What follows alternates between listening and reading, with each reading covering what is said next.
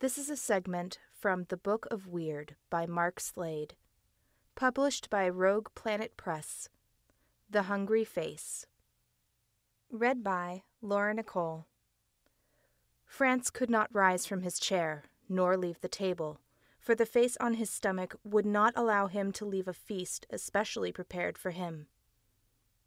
Every time he would try to stand, the weight of the face on his midsection was so great he would have to sit again or fall forward on the table.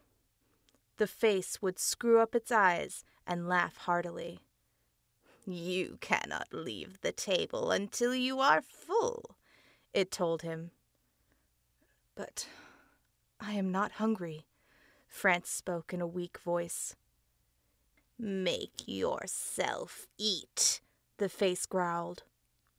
The face had always been with Franz, its horrible scowl on its large square pink canvas. It spread as far as Franz's big round belly was wide.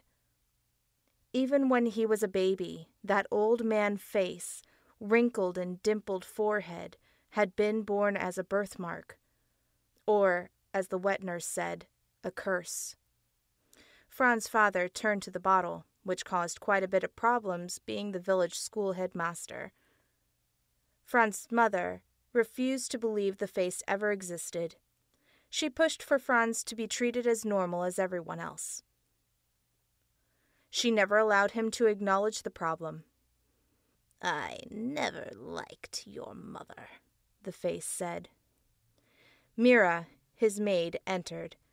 She put more dishes down containing more vegetables, corn, eggplant, asparagus. The face made a lewd sound at her. Mira wrinkled her nose at him. "Shut up about my mother." Franz picked at a turkey leg that had been placed on his plate by Mira, letting her breast brush against him. "My mother was a saint to put up with things." "You're speaking of your father, aren't you? Not me, of course. Now your father, that was a fellow only bums and cheap guys could have respect for." "Are you all right, Mr. Franz? Should I gag him?" Mira smiled big, those lovely ruby lips sparkling under the lights. She put a hand upon her dark hair, making sure it was still in the bun she'd fixed. Her green eyes danced back and forth between Franz and the face. "No, Mira, thank you. It wouldn't help matters now. He still wouldn't permit me to leave the table." "As you wish, sir." Mira pranced to the door of the kitchen. She stopped, turned to Franz, and blew him a kiss. The face felt stirrings in Franz's nether parts. It laughed. "You know she only likes you for your Uncle Havel's money." "Leave it!" screamed Franz. He placed his hands over his head and wished there was something he could do with the face. Perhaps it was right. Mira only found Franz attractive because of the vast family fortune Havel made from the black market electronics he sold on the streets of Prague in the 90s. "Eat," the face demanded. "I'm starving." "God have pity on me. You're always starving. Please let me up. Give me back the use of my legs, just for a few minutes. I wish to go to bed." "Eat, damn you. You're trying to starve me, I know it." "All right. I'm feeding you, you demon from hell." Franz grabbed a bowl with potatoes and sucked them down. He ate like a wild man. Just as much turkey fell on the floor and his clothes as it entered his mouth. Franz suddenly stopped eating. He heard the face enjoying the food from Franz's plate. The sound it was making was sickening and annoying. Franz threw up his hands over his ears. Still, he could hear the face gurgling and cooing, smacking its lips. "More," the face growled once more. "Feed my face, or you'll never leave your chair." Franz could take no more. He had snapped. He laughed uncontrollably. Tears welled up in his eyes. France had made up his mind. "Yes," he said, ringing the bell, and Mira swashed in. He motioned for her to bend down. France whispered his diabolical plan in her ear. "Let's both never leave the table." Mira was horrified. "What do you mean?" the face said. "Have you lost your mind?"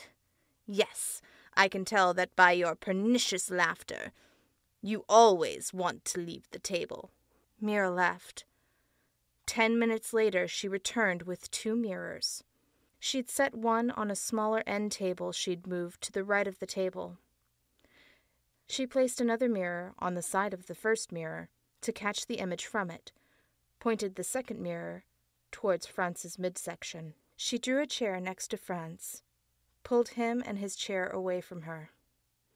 "What madness is this?" the face said nervously. "Madness indeed."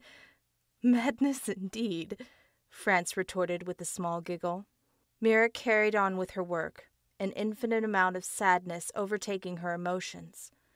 She took from her pockets a large spool of thread and a needle. She pushed through the eye of the needle, the end of the thread, weeping softly. Franz looked into one of the mirrors and saw the face closing its eyes. "Oh, no, you don't, you demon. Don't close your eyes, by all means. You wouldn't want to miss this for the world." Mira forced the needle into the left side of Franz's lips, pulled the thread through. He winced. Blood dribbled down his chin. Mira carried on, with shaky hands, tears falling from her cheeks, the needle and thread making a long zigzag pattern across Franz's lips. "No!" the hungry face cried out, petrified by the terrible mirror images. The Book of Weird, stories by Mark Slade and illustrated by Ida Astro. Published by Rogue Planet Press, copyright 2015.